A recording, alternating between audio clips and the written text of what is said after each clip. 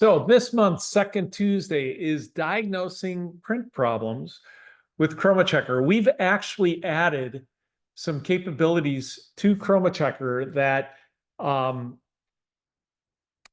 number of our users have come to us and said, "Hey, this is new. This looks really interesting. Tell me more." And so it's really exciting new technology that we've added prompts based on the problem. We've added a prompt, which is a suggestion to the operator on what they could do to fix the problem. So this new diagnosing print problems with ChromaChecker, you should see, depending upon the types of problems you have with your printer. And we'll be adding more and more of these as we go. In fact, part of this presentation is to tell you what you can do to record a problem that you have with your printer, how it manifests itself in the data, what the solution was, so we can log it into our system. So when we see that again, we can actually tell the user that, oh, one of our current prompts is, hey, it looks like you've got the wrong paper loaded. Please check the paper, because paper, as we know, is the number one problem of printing issues, that either the wrong paper is loaded or the manufacturer has changed their paper. So we've come up with these automated prompts to help the operator fix the problem or know what to do to fix the problem as quick as possible. So our agenda is, we all know ChromaChecker is all about helping everybody know whether or not the print is sellable or not. Now, the question becomes, if it's not sellable, then what do you do? And ideally, our system should be able to tell the operator how to fix it. And that's our goal. That's what we're doing with this new technology, is help the operator fix the problem, get the printer back up and printing. Every print technology and printer has unique challenges. And with ChromaChecker, we've collected millions of data files from thousands of printing devices. And we've learned quite a bit about, if you've got an Indigo, what does the data show if you need a new PIP, things like that. So we're starting to add this type of operator prompt to our system, and we're asking for help from our partners like HP and Xerox and other companies to help us. Should we direct the operator to fix the problem with a PDF, or do we have them call service? So these are things where we're partnering with some of the print manufacturers here to really have a really strong relationship, so that the concept is, if the printer goes down, which every printer goes down, how quick can we get that thing back up and operating, producing sellable color? So this is where we need help from our print partners as well as our customers. Now, I'm going to pop out of the presentation just to show you how this can work. So I'm going to go into our ChromaChecker capture, and I'm going to go ahead and scan a printout from my inkjet ink. It's an Inca printing device. And so if you just bear with me, I'm going to scan this target out of the Inca. And I'm actually using a new M4 Mac. So I was way overdue for new computers, so I figured, oh, I'll just get the M4. And as you can see, Capture is working with it. I did have to load Rosetta from just by all I had to do was launch i1 Profiler, and it loaded the drivers so that this new version of the Mac recognizes Capture. But we'll document this and put it out there. But if you take a look here, everybody, look at what it says. Suggestion: please clean your yellow nozzle head. It appears clogged. So that's the problem with this print. And not that I expect you to look at it, but the yellow is light in the solid and through the tonal range here. And so ChromaChecker knows this is an inkjet printer, It recognizes that the solid is light and the tonal scale is right. And so it says, hey, when I see this on an inkjet printer, it's usually because the nozzle's clogged. So we've already had some customers say, oh my goodness, I love this suggestion. Can you make it more obvious? It's not obvious enough. Make it bigger, make it red, make it something. So this is the type of feedback we need from you guys so that we can continue to make these improvements and again, help the operator be more responsive to get that printer up and running again. So let's pop back to the presentation and talk about what's necessary.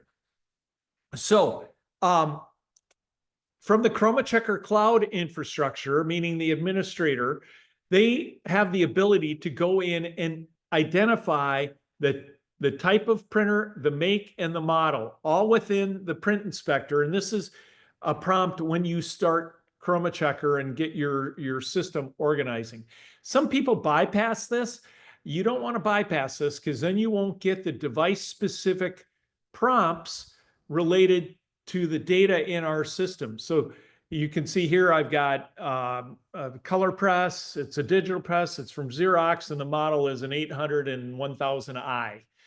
And by the way, you can add your own models. So if a new Xerox model came out and it's not listed here, you can actually add it.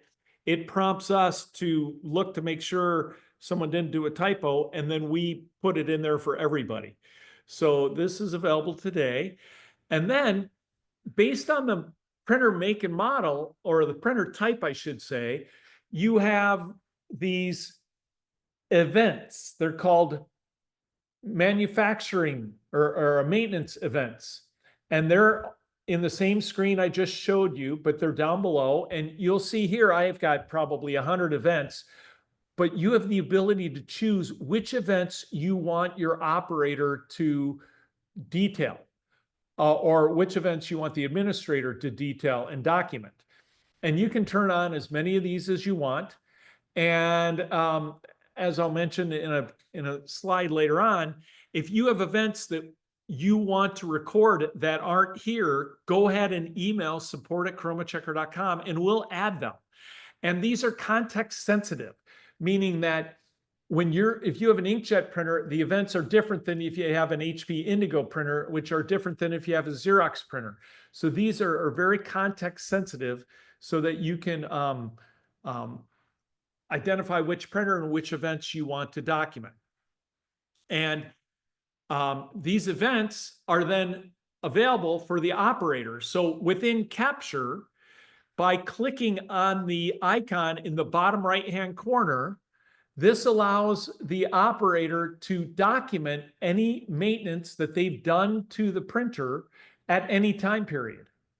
And this is fantastic because the maintenance event will show as a vertical line. Well, before we get into the vertical line, let's show when the operator clicks on that blowhorn icon, it shows them the events that are available to them. And then if they choose an event, such as developer housing, they can then type details about this event saying, hey, I changed the Cyan developer.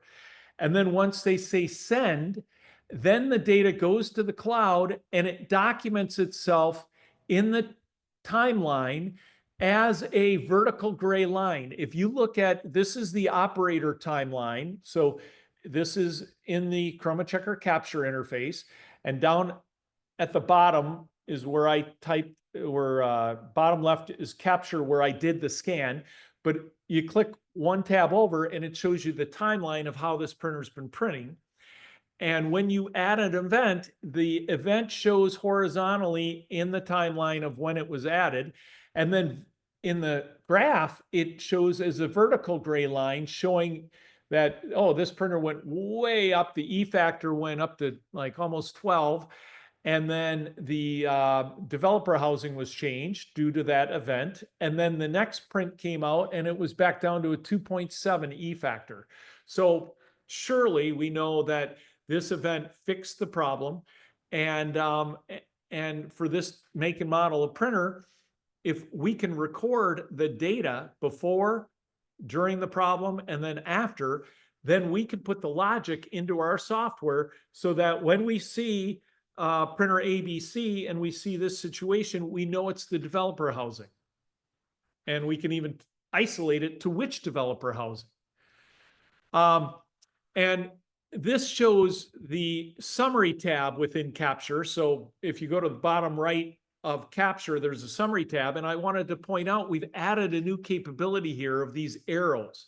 These arrows, a lot of people haven't noticed them yet. We're trying to figure out if we can make them more noticeable. But this allows the operator to go from scan to scan in the summary view. So this is showing what we're looking at here is the quality of the print before the developer housing was changed. And you'll see the E factor is 3.4. Now, when I click forward on the right arrow to the next latest measurement, so you'll see this measurement was done. This is real data. It was done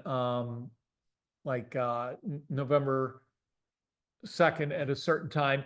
And here's where it goes to the 12 E factor. You see the big red X on the right. And if you look at the data, some data looks pretty bad down below.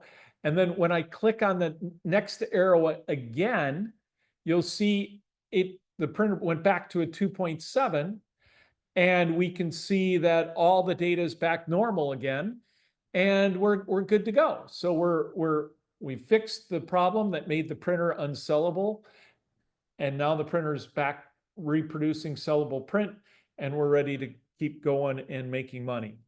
So this is a new feature within Capture that users really like, and it's kind of hidden. So watching this video, you'll see it's there. And then popping up now to the cloud interface. So the administrator, this is what they see. So here's essentially the same timeline. And you can see this printer has had over the course of, this is real data from a real printer. So about 145 prints over the course of about 6-8 months. You can see there were 3 episodes where this printer went off the rails. And you can see this middle episode. Well, each of these episodes has a gray line. Each of these gray lines are identified with different maintenance events that were required to get that printer back up and printing sellable color. You can see when I hover over that center gray line and you center over that half circle on the top or the bottom, it will tell you what that maintenance event is. Or you can scroll down into the line list of the measurements and it will tell you what the maintenance event is as well, and give you all the details that the operator may have typed in. But what I want to do here is within the cloud interface, I'm in the E factor view. So E factor view shows me the overall accuracy and consistency of the printer. The purple line is showing the overall accuracy of how close the printer is hitting to grackle. So think of a dart target, you got a bullseye. How close am I hitting grackle? Now, the red line is showing me how consistent is the printer over time. So is the printer drifting? Is it moving? How consistent is it? And you can see the printer consistency is, this printer is right around 2 E factor, whereas the accuracy is right around 3 to 4 E factor. And then the blue line is doing a within sheet uniformity, and the gray line is showing the consistency of the paper. The first problem any of your operators will probably notice is if the paper is wrong by more than 3 delta E, that message that you saw in Capture is going to come up and say, hey, check the paper, check the workflow, the paper might be wrong. So it's a warning going, hey, this paper doesn't seem right, or are we sure it's right before we keep printing? So these are some of the actions that we've done. Now, within this timeline view, I can go to I've got horizontal purple lines in the bottom right corner. If I click on those, I can say, go to my primaries. And now it takes the same data from an E factor view into a CMYK mode. So now you can see that, yeah, the cyan developer housing is what went off the track, and it caused my cyan solid to go 12 delta E different, which is why I needed to replace the cyan developer housing to get it back into line. So this view as an administrator really can help you figure out, okay, the E factor tells you got a problem. You go into this view and it tells you where the problem is. Is it in your cyan? Is it in your magenta unit? Where is it? And of course, you can look at your tone values such as dot gain and look at your gray balance in terms of all the G7 metrics from this same window. So it gives you a real great insight into the data. It even tells you the variation. And by the way, guys, if you have questions at any point, please feel free to put a note in the chat window, and Beth is monitoring it and she'll get it to me. Now, we've seen from our customers through the reports that ChromaChecker builds. ChromaChecker's accountability inspector gives you the ability to build reports that show you not only how every location is performing, but every department and every printer and every operator. I really encourage you to turn on the operator reports, because the operator gets a report of how well that printer was printing while they were operating it.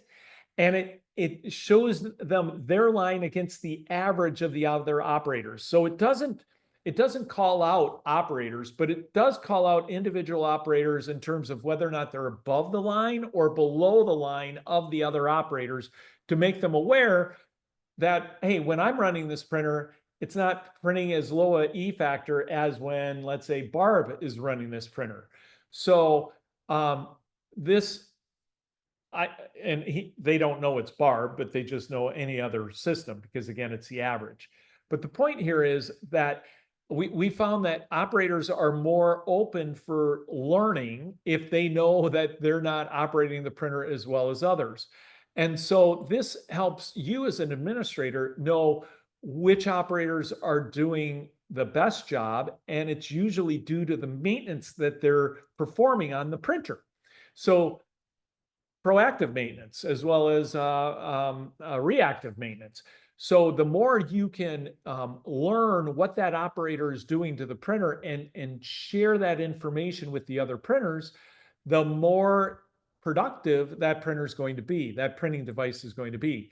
So tap your operators to provide the data, and have them, when they see a situation like what I just showed you, where the yellow ink head is clogged, talk to your operators about this. So when they see a cause and effect relationship that they can get with you, you can capture the data off the administrator interface, send it to us to tell us what happened, so that we can make it automatic for your other operators to take advantage of this knowledge. So very exciting. Now, how do you provide the data to ChromaChecker? So this is what we're looking for. Number one, describe the problem and the fix for the given make and model of printer. Submit the exported color data before the problem happened, during the problem, and then after it was fixed. And ideally, if you have instructions from the printer manufacturer on how to solve the problem, like let's say in Inca, I know I've got this PDF on how to clean the nozzle. Well, if you have that PDF, include that, because we want to be able to include either a link to the PDF or a link to the website on how to unclog the nozzle of an Inca inkjet versus a Colorado inkjet versus a Arizona versus an Epson versus what have you. So in this way, we can not only diagnose the problem, but also give the operator manufacturer approved instructions on how to fix it. And again, a call out to all print manufacturers: make your printer stand out. The more you work with ChromaChecker to help diagnose problems like this, the more successful your customers will be with your printers, and the more productive your printers will be. So, and users, ChromaChecker users out there, encourage your printer manufacturers to work with us to do this, because it's something I didn't write a slide on, but I'm going to bring up here, is we're ready for an API to actually take data from the RIP. So for lots of these printer manufacturers, when you do some maintenance on the printer, the RIP or the printer environment, like Print OS with an HP Indigo, it knows that the PIP was changed. Well, if it knows the PIP was changed, how about telling us? So how about sending that data to us so the operator doesn't even have to tell us? It's in the data from the Print OS coming to ChromaChecker. So we've got a great relationship with HP, and we've, of course, got the color beat interface that's been working for quite a while, 2, 3, 4 years now. And we're talking to them about including this type of maintenance event information. So it comes into ChromaChecker also. But the more you as customers ask them for that, the more apt they'll be to implement this into their system. So we need your help. Now, there's other tools that ChromaChecker has that helps track problems and prevent problems, such as substrate, which we talked about. Also temperature and humidity. If you start having problems with a printer, especially if it's like June, change of season where it all of a sudden gets really hot and really humid, or like November and December when it gets really cold and really non-humid, they'll say, hey, is your printer in a temperature and humidity controlled area to our specifications for that printer? And this is where the data logger comes in, where you can program in what the temperature and humidity values are for, let's say, an Indigo or an Iridescent or what have you. And if the temperature exceeds that area today, if you have accountability inspector set up, ChromaChecker will automatically notify the person, the manager who's in charge of HVAC, to fix the problem. In addition, we have our instrument inspector problem, and I'll talk in a couple slides about what our instrument inspector can do. But if the print tolerance is tighter than what the instrument can handle, our system will warn you that, hey, this instrument's not sufficient to meet the tolerance criteria that you're asking for. So we have all of these secondary tools that help you know you have a problem before you start trying to manufacture color. So this is talking about our substrate inspector. Most people don't know, but we have the ability to track substrates. So if you want to take 30 seconds to actually take your measurement device and measure the substrate before you load it in the printer, you can do that with ChromaChecker, and ChromaChecker will give you a warning on whether or not the substrate is meeting your minimum tolerance criteria. In addition, we have our environmental inspector, which takes the data from the data logger and will automatically notify the HVAC person. And shortly, it will also notify the operator. So if, let's say, my Indigo's environment goes over the temperature or humidity, we'll have a warning that comes up dynamically telling the operator, hey, just so you know, the temperature is too high in this room right now for the Indigo to print properly. You might want to fix that before you print a very important job. And then from an instrument standpoint, this constantly becomes an issue in that you might build a profile with a device like a Miro 9 or an ISIS or an IO, but then you're going to do a verification with maybe a NIX or maybe an I1. And can you do that? And what ChromaChecker allows you to do is assess how different the instruments measure the same color. And it tells you based on an E factor whether or not the two instruments are capable of verifying or working in the same workflow to give you your tolerance. So if we look here, my i1 Pro 3 versus a NIX, the workflow should be 4.3 delta E factor, meaning as long as I'm okay with a 4.3 visual difference, I can mix and match these two instruments. If I can't live with a 4 point, and this, by the way, is our E factor exercise, which shows you what a 4 E factor is or a 6 E factor. So when we give you these numbers, you understand what it means, and you can make better decisions. You see, if I mix my IO with my ISIS, I'm at 3.75. If I mix my ISIS with my NIX, I'm at a 5.5. So again, as you start mixing and matching instruments, ideally you want to know whether or not they're appropriate to be used in the same workflow, meaning I build my profile with my ISIS, I verify with my NIX. If my E factor's supposed to be less than a 5, you probably don't want to mix those two instruments in the same workflow. So these are things that are really important to know. So here's the slide about customer input for new maintenance events. So you can send an email to support@chromachecker.com, tell us what kind of printer type and what the maintenance event is, and we'll be able to add it to that menu of choices. Now, what about artificial intelligence? For artificial intelligence to work, it needs data. I hear so much about artificial intelligence in the printing industry today, and I'm just kind of sitting here kind of laughing, because without data, there is no intelligence. For everyone who's implemented ChromaChecker, you've got so much data, and you can see how we're using it in a manual way today, but we are spending resources so that we can start learning how to translate the measurement data into actual events. But in order to really do this, we need the operators to enter the events when they're fixed. And we're a ways from that. Most operators are not this sophisticated today. So we'll be collecting the data manually from you with your help to put these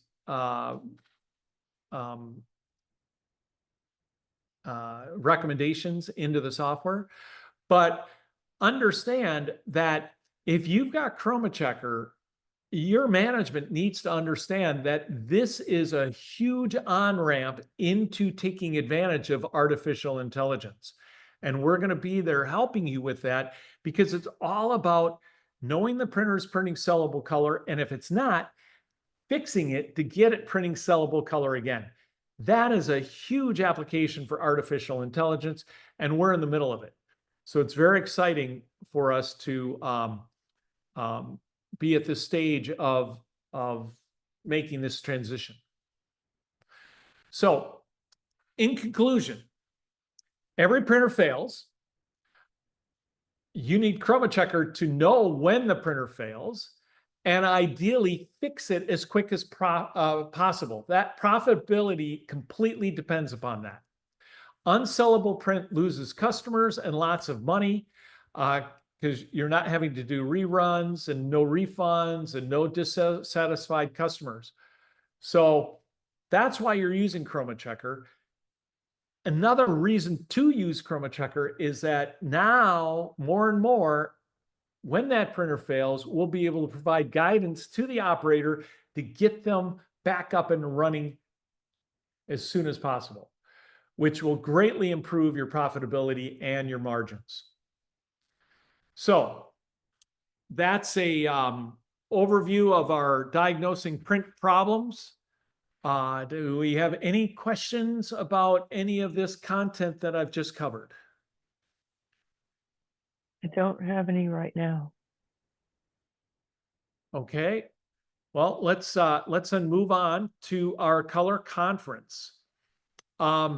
Our content is being finalized as we speak. I hope to have it finalized within the next couple of weeks. So please go in.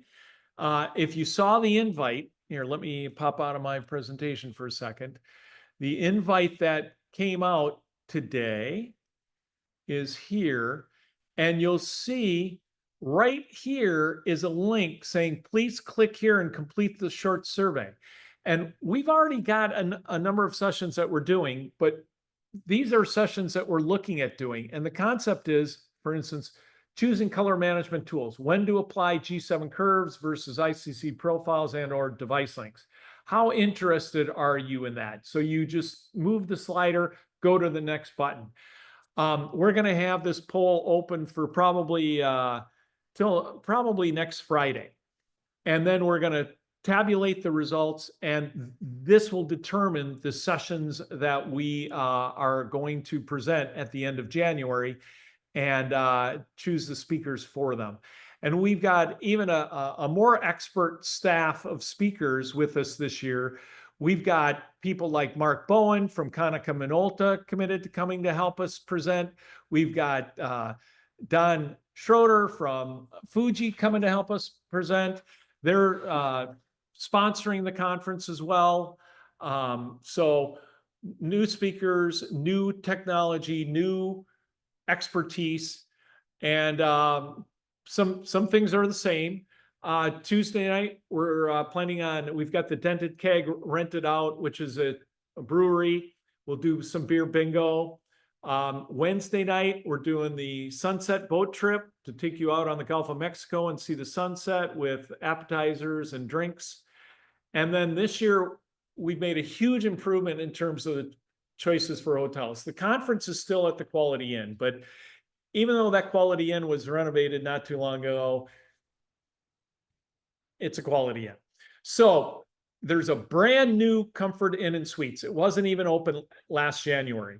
It's a half mile away. It's right down the street.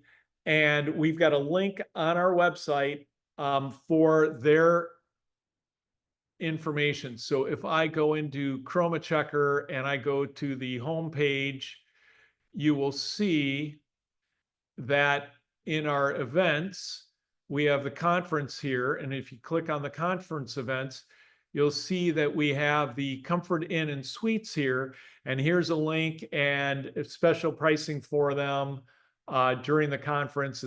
It's like $110. So it's very reasonable.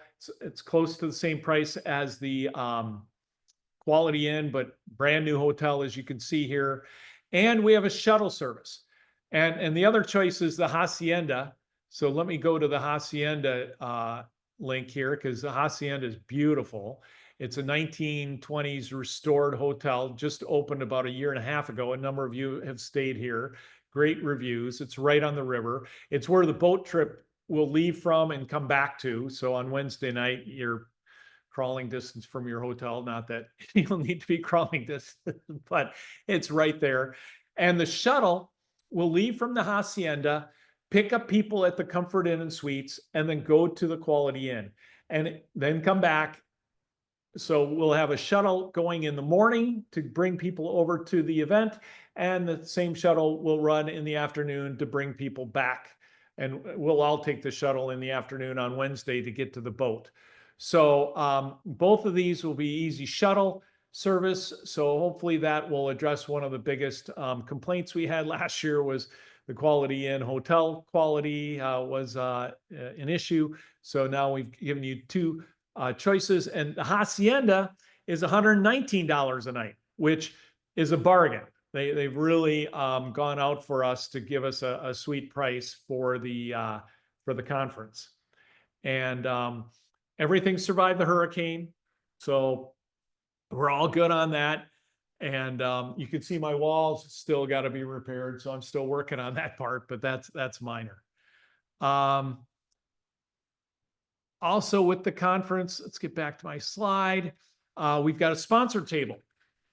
So sponsors will have tables out in the hallway if you've been in us in the past. So not only will the sponsors be able to contribute content in the seminars, but they'll also have tables where you'll be able to go. And one of the things we'll have this year is a instrument test drive table where we're going to have all the key instruments: the Spectral one, the I1, the Nix, the Exact.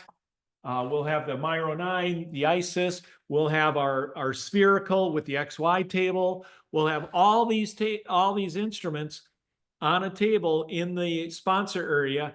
And you'll be able to go and either bring your laptop to hook it to these instruments so you can test them, you can see how they work. You can measure the T42 target. Ideally, you can bring your own T42 target, measure it so that you can then compare how this instrument compares to your whichever instrument, and this instrument compares to your instrument. And that, so you can do some scientific research before you ever buy an instrument in terms of which instrument is most correlated to the instruments that you're using in your location now. So that's another nice feature that we've added to this year's conference that we've gotten a lot of positive feedback on. So, and by the way, if you go through that survey and you see a topic that you think should be mentioned, it's not too late. Feel free to email me and say, hey, Dave, I want this topic. I just got two topics today that weren't on our survey. One of our users already said, hey, Dave, what about this? What about that? And I'm like, oh, those are good ideas. So it's not too late. If you have a topic that you think would be of interest that's not on that survey. So we're trying to be very open to ideas, and we want to make it as beneficial as possible. So with that, any questions in regard to the conference or any activities from the conference? I don't, but I got a late one for the previous information that asks what training is available for operators on ChromaChecker. Okay, great question. So operator training that's available. Number one, we have a number of videos online for all different aspects of ChromaChecker. One of the big ones is, and a lot of people don't know this, if I log out of my ChromaChecker capture, so this is my capture software, you'll see here I'm connected to my i1, and when I go to launch capture, it knows the i1's connected, and it's got a video here that takes you through how to use an i1 with my software, with the capture software. So it takes you through how to do the measurements and how to read the results. This is a great training if they're using capture for print inspector. We've got other videos for ChromaChecker. So I would suggest probably contacting Larry at chromachecker.com with what your needs are, and Larry can get you links to the videos that would be relevant for you. And if you want someone to do operator training remotely, Larry can help with that, and we can give you an estimate for that. And if you want someone on site, then we would typically recommend one of our certified ChromaChecker partners to bring you to come to your location and help you with on-site training. So those are some of the different options we have for training on capture. Other questions that anyone might have? I don't have any more. All right. Well, I appreciate everyone's time and effort. The recording for this presentation will be up on our website tomorrow. I hope that we'll see a lot of you at our color conference coming up in January. And I hope all of you take the time to go into this survey, and in the survey, go ahead and tell us what you're interested in so we can make sure to deliver the best content for your needs. So with that, I will bid everyone a great day, and thanks for your time. And please follow us on LinkedIn. And please follow us on LinkedIn. Yes, always. Please follow us on LinkedIn for the most up-to-date information.